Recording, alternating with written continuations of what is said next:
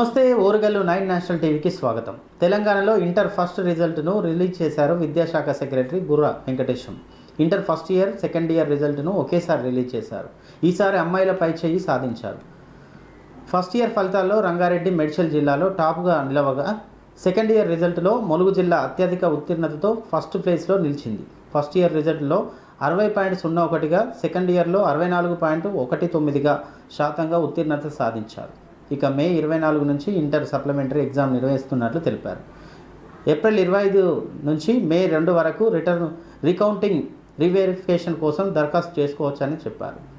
రాష్ట్రంలో ఫిబ్రవరి 28 నుంచి మార్చి 19 వరకు ఇంటర్మీడియట్ పరీక్షలు జరిగాయి.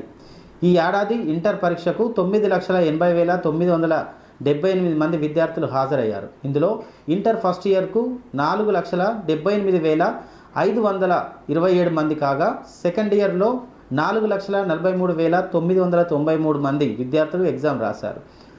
వృత్తి విద్యా కోర్సులకు సంబంధించి 92,800 మంది స్టూడెంట్స్ ఉన్నారని తెలిపారు.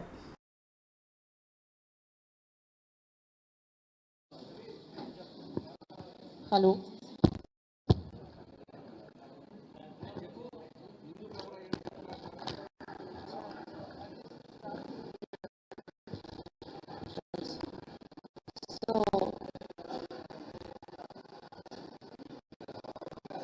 ఓకే, అందరికీ నమస్కారం. ఎంఈసి 1.6%, 0.6%. ఈరోజు 5 PM నుండి కాలేజ్ అంటే మార్క్స్ ట్యాబులేషన్ రిజిస్టర్స్ అంతా కూడా వాళ్ళు చేసుకోవచ్చు. 5 PM నుండి ఆన్లైన్ మెమోరాండం డౌన్లోడ్ 55,027 040246555 చాలా సందర్భాలు చూస్తున్నాం జరుగుతాయి. సో వాళ్ళు ఎవరైనా కావాలంటే 600 రూపీస్ పర్ పేపర్ పెట్టి ఇవ్వాలి. దానిలో వాళ్ళు కనుక కరెక్ట్ అయితే part of it will be given back to them. కాబట్టి సో ఎక్కడ ఆన్లైన్లో tsbie.cgg.gov.in ఇది ఇస్తాము, దానికి అప్లై చేసుకుంటే దే కెన్ డూ. తర్వాత సప్లిమెంటరీ ఎగ్జామ్స్ ఎవరైనా ఇంప్రూవ్మెంట్ చేసుకోవాలన్నా లేదా మళ్ళీ ఫెయిల్ అయిన వాళ్ళు రాసుకోవాలన్నా ఎగ్జాక్ట్లీ 1 month ఫ్రమ్ నౌ మన 24th నుండి స్టార్ట్ అవుతాయి exams. 24th May supplementary exams starts ఉంది. సో నోబడీ షుడ్ ఫీల్ మేము గవర్నమెంట్ సెక్టర్లో చదువుకోవడం వల్ల తక్కువైందని కాదు. క్లియర్లీ షోయింగ్ దట్ ఎవిడెంట్లీ లేకుండా గత సంవత్సరాలతో పోల్చుకుంటే సిడి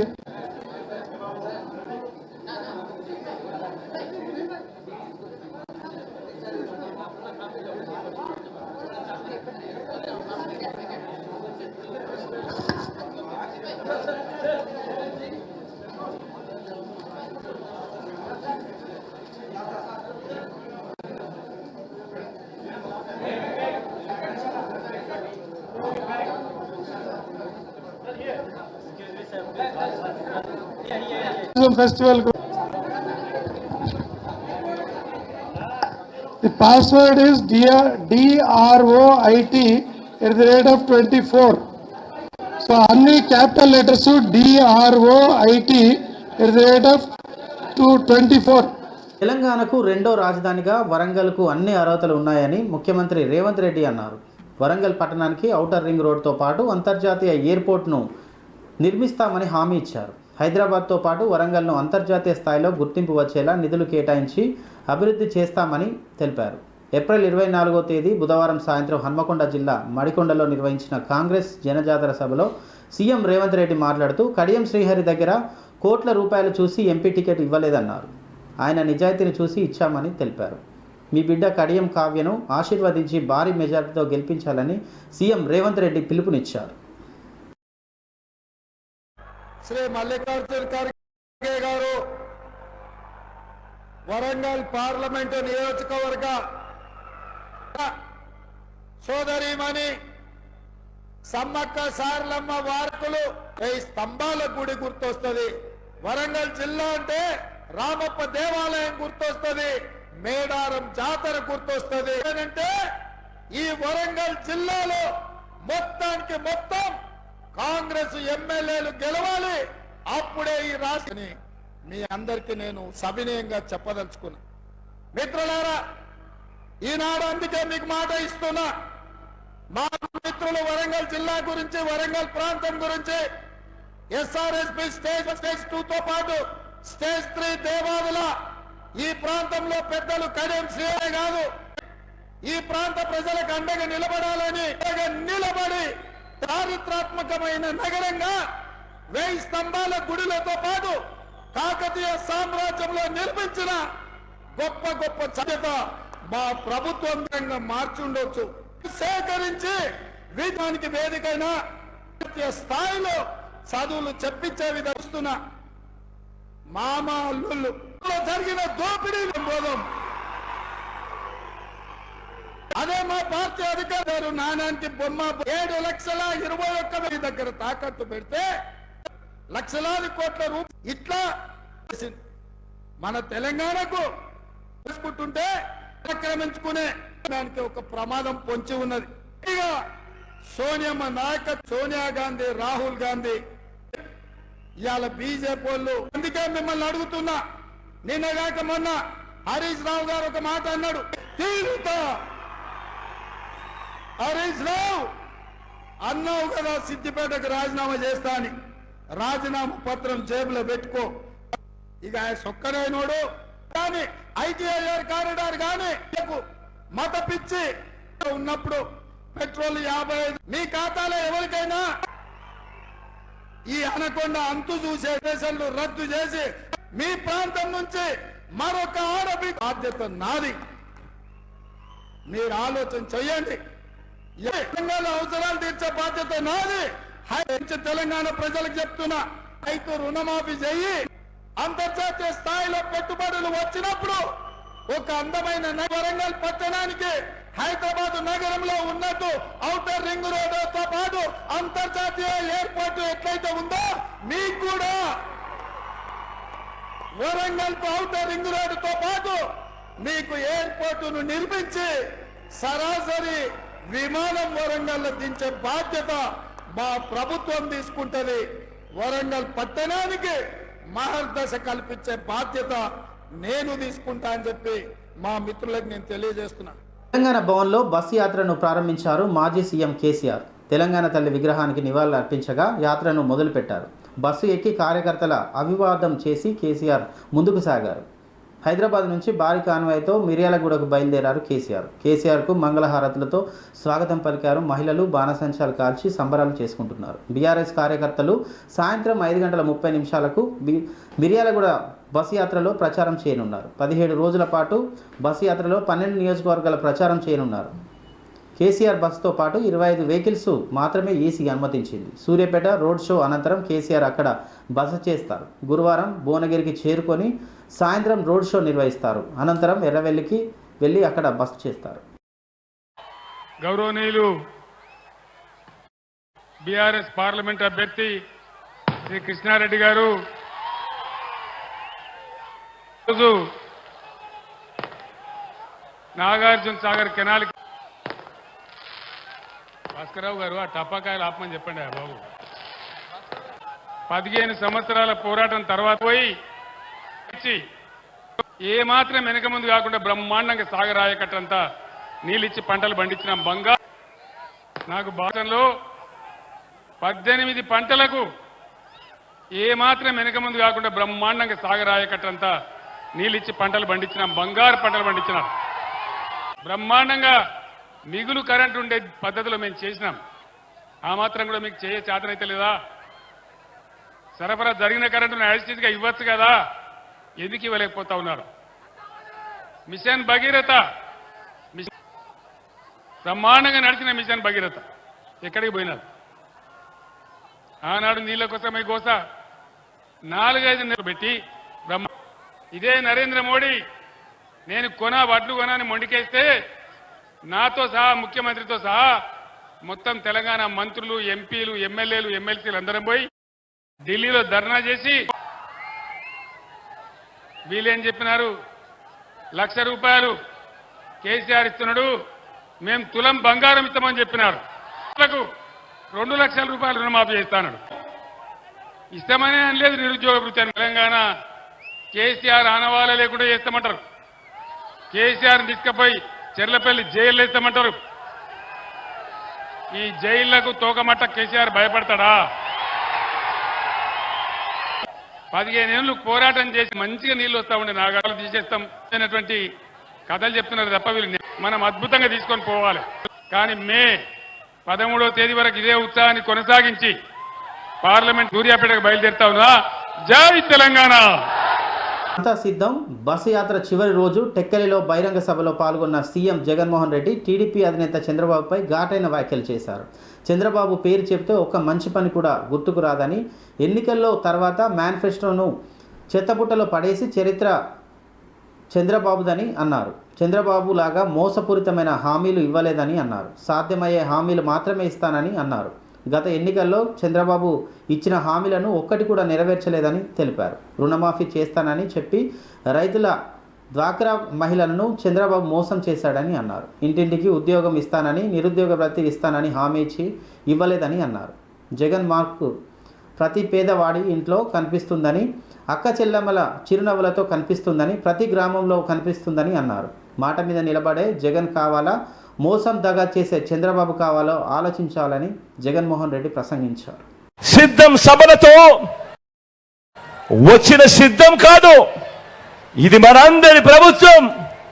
ఈ 58 నెలలుగా విప్లవాత్మక మార్పులు తీసుకొస్తూ చేస్తా ఉన్న యుద్ధమే ఈ సిద్ధం. 58 నెలల కాలంలోనే సిద్ధమే కాదు సిద్ధం సభ.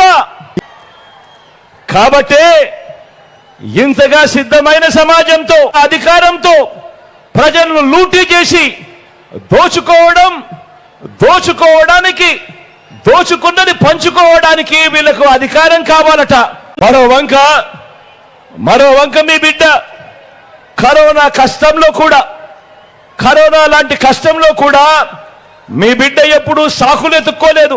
చెప్పుకునే కాలంలో 14 ఏళ్ళు సీఎంగా చేశాను అని చెప్పుకునే కాలంలో మీ ఇంటికి ఏం చేశాడు? నిజాయితీతోనే జయించవచ్చు అని కోరుతా ఉన్నా. మీకు ఎలాంటి నాయకుడు కావాలని అడుగుతా ఉన్నా అంటూ ఇదే ముగ్గురి ఫోటోలతో ఆయన ఇంటింటికి పంపించిన పాంఫ్లెట్ మీ అందరికీ గుర్తుందా?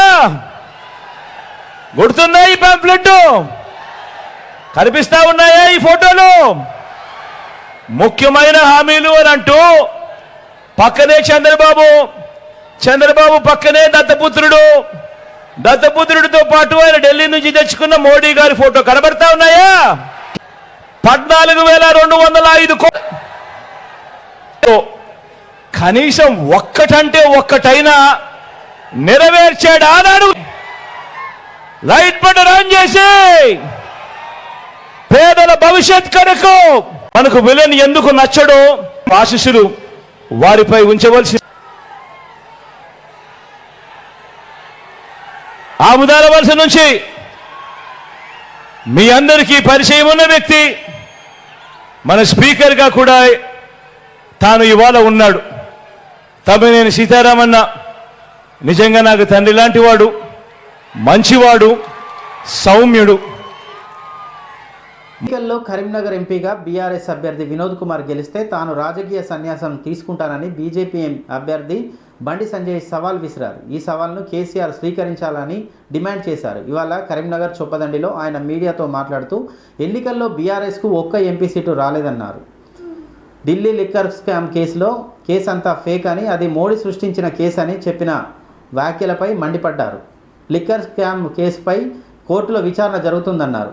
దోషులెవరో నిర్దోషులెవరో కోర్టు తేల్చాలని అన్నారు.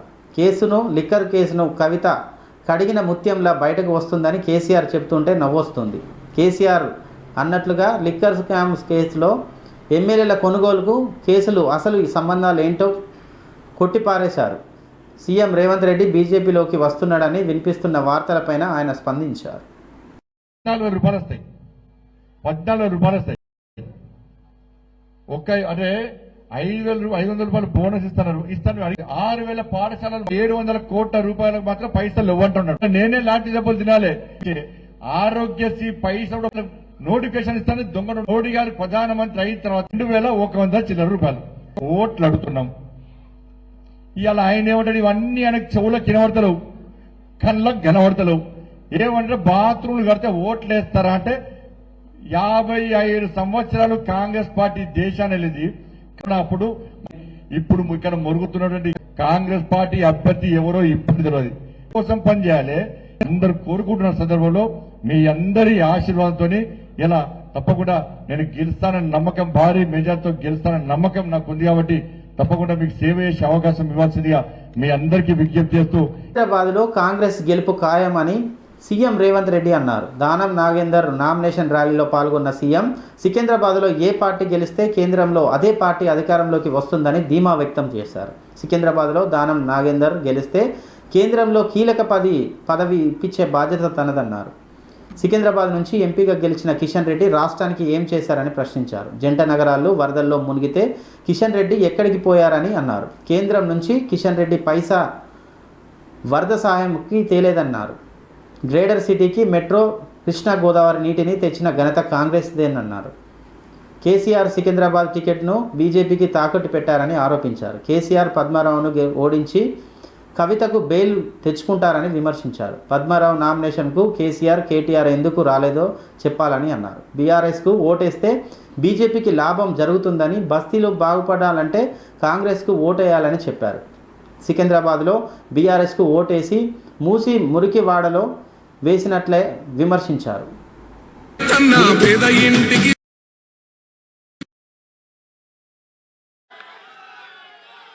ये हैदराबाद शहर का सिकंदराबाद का शहंशाह है, वो दिखाए, हम मान लिया, हम दिल्ली को भी बोल देंगे. మిత్రులారా, ఈరోజు ఒక్కటే మళ్ళీ 2004 నాడు ఏ రకంగా అయితే ఈ సికింద్రాబాద్ 20 ఏళ్ల తర్వాత ఆనాటి పి శివశంకర్ నుంచి మొదలు పెడితే పెద్దలు అంజయ్య వరకు, మర్రి చెన్నారెడ్డి వరకు ఈ ప్రాంతం నుంచి నాయకత్వం వహించి ఈ సికింద్రాబాద్ ప్రాంతం, ఈ నగరం, ఈ జంట నగరాలు కాంగ్రెస్ పార్టీకి అండగా నిలబడి జాతీయ రాజకీయాలలో అత్యంత క్రియాశీలక పాత్ర పోషించారు. ఆ పార్టీ అధికారంలోకి వచ్చిన చరిత్రలో పెద్ద బాధ్యత ఇప్పించే బాధ్యత నాది అని చెప్పి నేను ఈ సందర్భంగా తెలియజేస్తున్నా. లోతట్టు ప్రాంతం మునిగిపోతే ఏ కుటుంబాలు కూడా, లక్షలాది కుటుంబాలు నిరాశ్రయులు అయిపోయా. మెట్రో రైలు ఉందంటే ఆనాడు రాజశేఖర రెడ్డి గారు ఉన్నప్పుడు కాసిఫ్ నగర్ లో గెలిచిన మా దానం నాగేందర్ ఇయాలటి వరకు గెలుస్తున్నాడంటే క్రిస్టియన్ మైనారిటీ, ముస్లిం మైనారిటీ, హిందువులు, సిక్కులు వాళ్ళ కుటుంబ సభ్యుడిగా దానం నాగేందర్ ను చూసిండ్రు కాబట్టి ఆటుపోట్లను ఎదుర్కొని గెలిచి నిలబడ్డాడు దానం నాగేందర్. ఇవాళ మీ ర్యాలీ చూసిన తర్వాత, మా వేదిక మీద ఉన్న నాయకుల అండ చూసిన తర్వాత 100% ఈ సికింద్రాబాద్ పార్లమెంట్ మీద, ఈ గడ్డ మీద కాంగ్రెస్ పార్టీ జెండా ఎగరబోతుంది. ఆనంలాకను ప్రజలలో ఉండేదలుచుకున్నా. మన ప్రభుత్వం ఉంది, ఆడబిడ్డలకు ఉండాలి. చర్చ చేయడానికి వేసినట్టే చేస్తా అన్నాడు. కానీ నిన్న మన మోడీ గారు దేవుడి సెంటిమెంట్ జేబులోకి వెళ్ళి బయట మంత్రి ఈ రకంగా మాట్లాడు మంచిదా అని నేను అడుగుతున్నా. జనగాం జిల్లా సమీకృత కలెక్టరేట్ కార్యాలయంలో ప్రధాన సమావేశం మందిరంలో జిల్లా కలెక్టర్ రిజ్వానా బాషా షేక్, అదనపు కలెక్టర్ రోహిత్ సింగ్తో కలిసి రాష్ట్ర civil supply commissioner DS Chauhan, DCP అధికారులు, డిఎంఓలు, ఏపీఓలు, సిఇఓలు, రైస్ మిల్లర్లతో ధాన్యం కొనుగోలుపై సమీక్ష సమావేశం నిర్వహించారు. ఈ సందర్భంగా ప్రిన్సిపల్ సెక్రటరీ మాట్లాడుతూ రాష్ట్ర వ్యాప్తంగా 7,000 ధాన్యం కొనుగోలు కేంద్రాలను ఏర్పాటు చేయడం జరిగిందని అన్నారు. అంతేకాకుండా ఇప్పటి వరకు 8 లక్షల మెట్రో టన్నుల ధాన్యాన్ని కొనుగోలు చేయడం జరిగిందని, రైతులు ఎలాంటి ఆందోళన చెందొద్దని, తడిసిన ప్రతి ధాన్యాన్ని గింజను మద్దతు ధరకే కొనుగోలు చేయడం జరుగుతుందని తెలిపారు. ధాన్యాన్ని మిల్లర్లకు తరలించడమే కాకుండా రైతు ఖాతాలో నగదు జమ చేయేంత వరకు అధికారులు బాధ్యత వహించాలని అన్నారు. జిల్లాలో రైస్ మిల్లర్ల 42 బోల్ట్ రైసు మిల్లర్లు, 18తో మొత్తం 60 రైస్ మిల్లర్లు ఉన్నాయని తెలిపారు. సిఎంఆర్ లక్ష్యాలను వేగవంతం చేయాలని, ధాన్యంపై ఎవరు కూడా కోతలు పెట్టకూడదని మిల్లర్లను ఆదేశించారు. వచ్చిందా ఓకే. ఇక్కడ ఏమన్నా సమస్య ఎదురైందా? ఏం లేదా? సంతోషంగా ఉన్నారా? ఓకే ఓకే, ధన్యవాదాలు, thank you.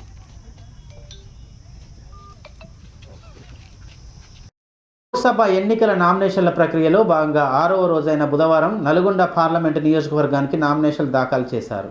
Indian national Congress party తరపున నామినేషన్లు దాఖలు చేసిన కుందూరు రవీందర్ వీర్ రెడ్డి, బీజేపీ పార్టీ తరపున నామినేషన్లు దాఖలు చేసిన నూకల నరసింహారెడ్డి, పీఆర్ఎస్ అభ్యర్థి కంచర్ల కృష్ణారెడ్డి, బహుజన ముక్తి పార్టీ తరపున సిరిశాల శ్రీనయ్య, స్వతంత్ర అభ్యర్థిగా పాలకుర్తి రమాదేవి, స్వతంత్ర అభ్యర్థిగా గోలి సైదులు, స్వతంత్ర అభ్యర్థిగా పాలకూరి రవి, ధర్మరాజ్ పార్టీ తలారి రాంబాబు, స్వతంత్ర అభ్యర్థిగా పోతుల ప్రార్థన, స్వతంత్ర అభ్యర్థిగా పోతుల యాదగిరి, స్వతంత్ర అభ్యర్థిగా కుందారపు శ్రీకాంత్, బహుజన పార్టీ సమాజ్ పార్టీ తరపున విరిగినేని అంజయ్య, తెలంగాణ సకల జనుల పార్టీ తరపున నందిపాటి జానయ్య, బీజేపీ పార్టీ అభ్యర్థిగా శానంపూడి సైదిరెడ్డి, స్వతంత్ర అభ్యర్థిగా గంగిరెడ్డి కోటిరెడ్డి, స్వతంత్ర అభ్యర్థిగా నూనె సురేష్, స్వతంత్ర అభ్యర్థిగా షేక్ ఉస్మాన్ బాషా, స్వతంత్ర అభ్యర్థిగా ధరావత్ మోతీలాల్, స్వతంత్ర అభ్యర్థిగా అంజనపల్లి రవి నామినేషన్లు దాఖలు చేశారు. నల్గొండ లోక్సభ నియోజకవర్గం రిటర్నిటీ అధికారి దాసరి హరిచందన నామినేషన్లు స్వీకరించినట్లు ఆమె తెలిపారు.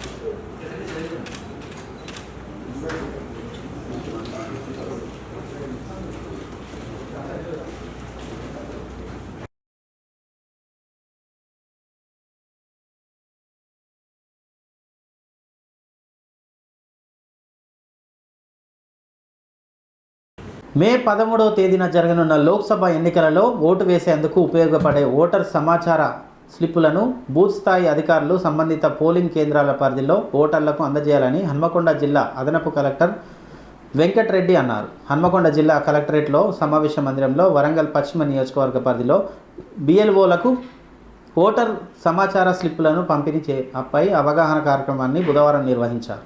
ఈ సందర్భంగా అదనపు కలెక్టర్ వెంకటరెడ్డి మాట్లాడుతూ ఓటర్లు ఎన్నికల్లో ఓటు వేసేందుకు పోలింగ్ కేంద్రం, ఇతర సమాచారం ఉండే ఓటర్ల సమాచార స్లిప్లపై దోహదపడుతున్నాయన్నారు.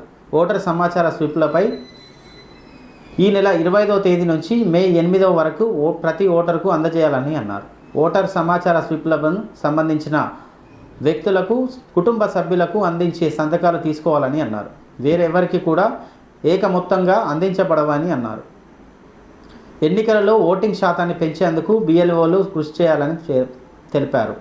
ఓటింగ్ శాతాన్ని పెంచడంలో బిఎల్ఓల పాత్ర కీలకమని అన్నారు. సెక్టార్ అధికారులు కూడా సంబంధిత పోలింగ్ కేంద్రాల పరిధిలో ఓటర్ సమాచార స్లిప్పులను పంపిణీ పూర్తి స్థాయిలో జరిగే విధంగా కృషి చేయాలని అన్నారు. గతం కంటే ఓటింగ్ శాతాన్ని పెంచే విధంగా బిఎల్ఓలు కృషి చేయాలని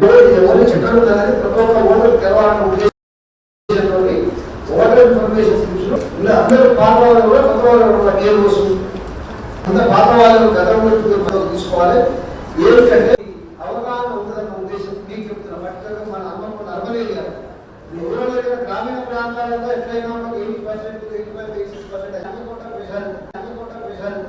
దాదాపు 20% వరకు ఓటింగ్ శాతం కావాలి.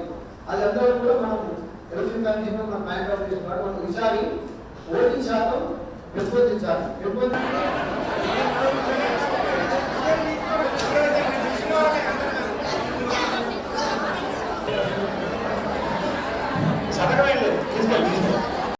రాష్ట్రంలో టీఆర్ఎస్ పార్టీ 2 ఎంపీ సీట్లు గెలిస్తే తాను మంత్రి పదవికి రాజీనామా చేస్తానని కోమటిరెడ్డి వెంకటరెడ్డి అన్నారు.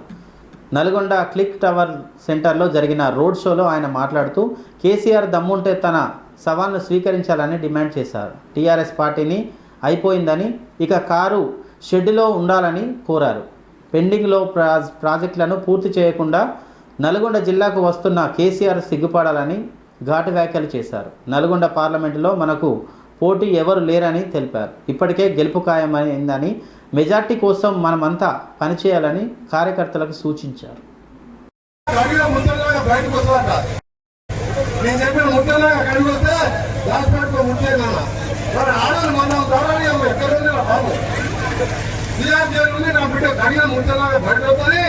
కాంగ్రెస్ పని అయిపోయింది, రేవంత్ రెడ్డి పని అయిపోయింది, మాకు 8 నుంచి 10 సీట్లు వస్తాయంట.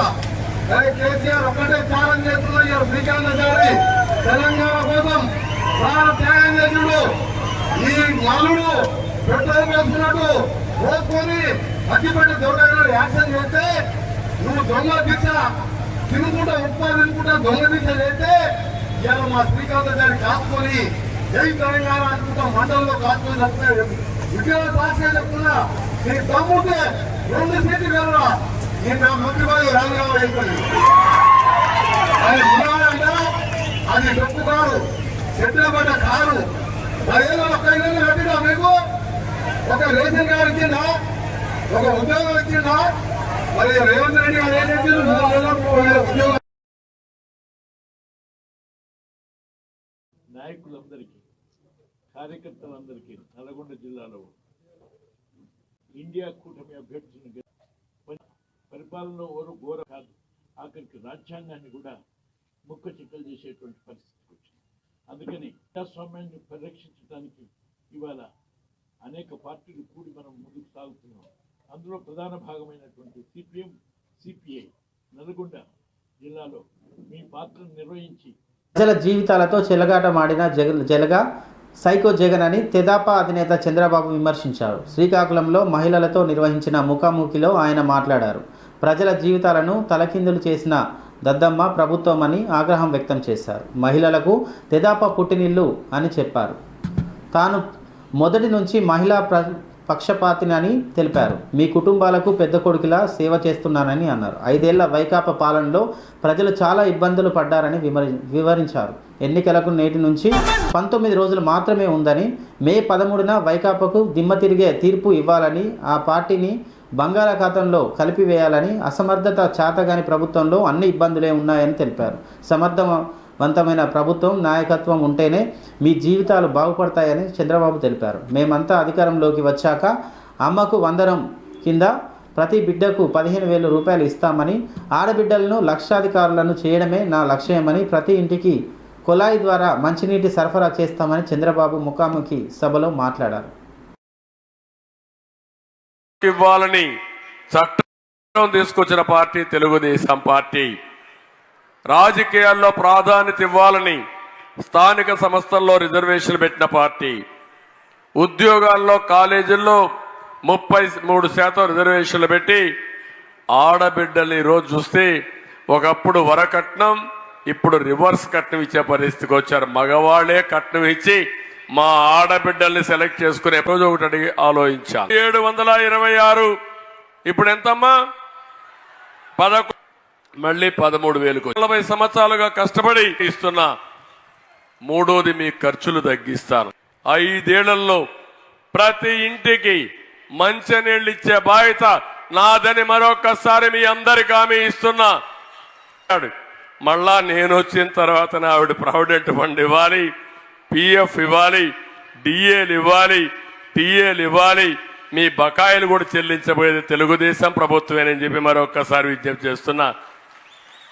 ఎప్పుడు కూడా సంపద సృష్టించాలి.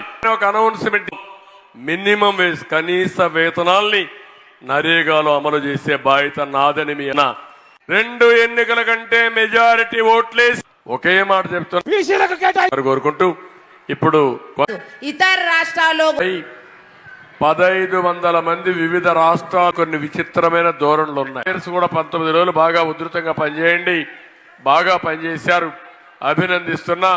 ప్రజలు అర్థం చేసుకోవాలని అందరినీ కోరుకుంటూ అందరికీ నమస్కారం. రేవంత్ రెడ్డి సవాల్ను స్వీకరించారు. మాజీ మంత్రి హరీష్ రావు ఆగస్టు 15 లోపు 6 గ్యారంటీలు అమలు, రైతు రుణమాఫీ చేస్తానని రేవంత్ రెడ్డి అమరవీరుల స్తూపం దగ్గర ప్రమాణం చేయాలని చెప్పారు. ఆగస్టు 15 వరకు పూర్తిగా రుణమాఫీ చేస్తే తాను ఎమ్మెల్యే పదవికి రాజీనామా చేయడంతో పాటు మళ్ళీ ఉప ఎన్నికల్లో పోటీ చేయబోనని సవాల్ విసిరారు.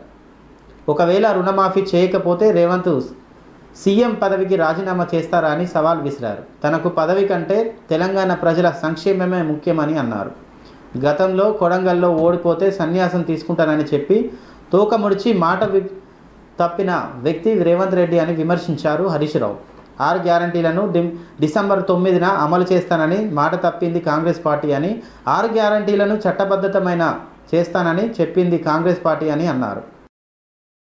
ఆ 6 గ్యారంటీలే ఈ పార్లమెంట్ ఎన్నికల్లో గ్యారంటీగా కాంగ్రెస్ పార్టీని చిత్తుగా ఓడిస్తాయి. ఇవాళ ఆ గ్యారంటీలు అమలు కావాలంటే నామా నాగేశ్వరరావు గారు గెలవాలి. ఇప్పుడు ఏమంటారు, ఆలోచించుకోవాలని ఒక ఇస్తాం, స్కూటీలు ఇస్తాం, వచ్చిందా ఎవరికన్నా? ఇంకేమైనా ఉన్నాయా? రూపాయలు చేస్తావా చేయవా ప్రజలకు సమాధానం చెప్పు. 2 ఇంటూ 2,500 అంటే 10,000 రూపాయలు ప్రతి మహిళకు కాంగ్రెస్ పార్టీ సరఫరా చేయలేని ఓడిస్తాయి. అప్పుడు ఒక్కటే, తరిమేసే రోజులు దగ్గరలోనే ఉన్నాయి. రాహుల్ గాంధీ ఏమో అదాని చోర్ హై అంటాడు. बने अपने राज्य में बगैर माइनॉरिटी मुसलमान भाइयों बहनों KRMB की ప్రాజెక్ట్ వచ్చింది, పంటలు ఎండిపోయినాయి. కేసీఆర్ 10 లక్షలు ఇచ్చిండు, కోపంగా ఉన్నారు. పుట్టు కాంగ్రెస్ వి హనుమంతరావే స్టేట్మెంట్ ఇచ్చిండు, నెలాయనకు ముఖ్యమంత్రి అపాయింట్మెంట్ దొరకలేదు అని. మొన్న మోతుపల్లి నరసింహులు గారు స్టేట్మెంట్ ఇచ్చిండు, మాజీ మంత్రి 15 రోజులే మాజీ మంత్రి ఎంపీ టికెట్ ఇవ్వని అడుగుదామంటే నన్ను గేట్లకు రాణిస్తలేరు, తలుపులు పెట్టుకున్నారు అంటున్నారు. నేను చూడలేదు. అయితే ఇది కాంగ్రెస్ పరిస్థితి. అంటే మాటలు కోటలు దాటినాయి, చేతలు మాత్రం గడప దాటలేదు. అందుకే ఎందుకు మేము మళ్ళీ చెప్తే గుర్తు చేస్తున్నా అంటే, ప్రజలు సిద్ధంగా ఉన్నారు బీఆర్ఎస్ ను గెలిపించడానికి. మీరు వెళ్ళండి ప్రజల దగ్గరికి, ప్రజలకు విషయాలు చెప్పండి. నామా నాగేశ్వరరావు గారి గెలుపును ఎవరు ఆపలేరు. ఖచ్చితంగా మీరందరూ కదిలితే వారు గెలిచి తీరుతారు. జిల్లా బీజేపీ పార్టీ ఎంపీ అభ్యర్థి గోడం నాగేష్ నామినేషన్ దాఖలు చేశారు. అనంతరం కార్యక్రమంలో పాల్గొని బీజేఎల్పీ నేత ఏలేటి మహేశ్వర్ రెడ్డితో కలిసి మీడియా సమావేశంలో మాట్లాడారు.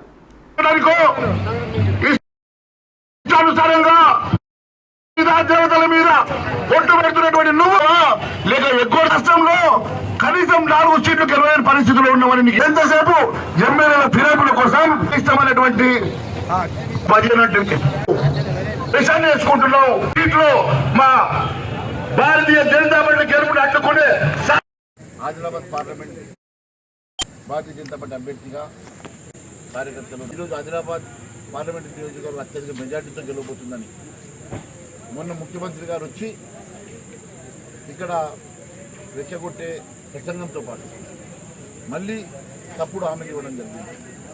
కేవలం వారు గతంలో ఇచ్చిన హామీలు నెరవేర్చడానికి నిధులు లేవు.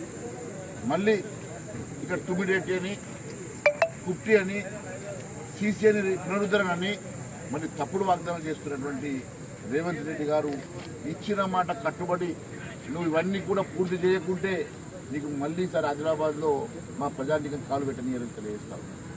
మరి ఈరోజు నేను మీ అందరికీ తెలియజేస్తా ఉన్నా,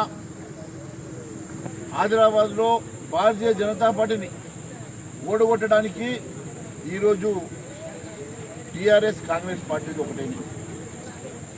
ఈరోజు కాంగ్రెస్ పార్టీ ఒక డమ్మీ అభ్యర్థిని పెట్టి ఏదో ఒక రకంగా టీఆర్ఎస్కి మద్దతు తెలపాలని చెప్పేసి వారు ఒక నాటకం ప్రకారం ఇది ఈరోజు ఈ ఆట ఆడుతూ ఉన్నారు.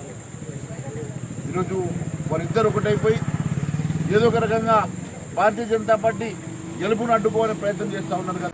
నిర్మల్ జిల్లా బైన్సాలో నీటి కోసం ప్రజలు రోడ్డెక్కారు. బుధవారం కిసాన్ గల్లీలో వాసులు ఖాళీ బిందెలతో రోడ్లపైకి ధర్నా చేపట్టారు. 2 వారాలుగా నీటి సరఫరా సరిగ్గా లేదని ఆగ్రహం వ్యక్తం చేశారు. కమిషనర్, మున్సిపల్ సిబ్బంది దృష్టికి సమస్యను తీసుకెళ్లినా పట్టించుకోవడం లేదని వాపోయారు. సమస్యను పరిష్కరించకపోతే మున్సిపల్ కార్యాలయం ముట్టడించి ధర్నా నిర్వహిస్తామని హెచ్చరించారు.